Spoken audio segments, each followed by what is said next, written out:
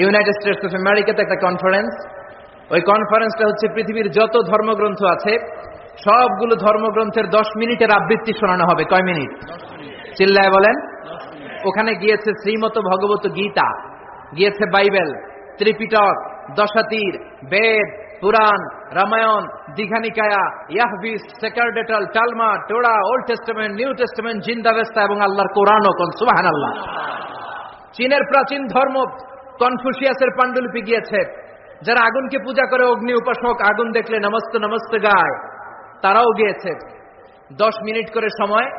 এই কনফারেন্সের উদ্দেশ্য হচ্ছে এইটা চেক করা, in order to check which book, which recitation of the holy book is the most excellent recitation ever.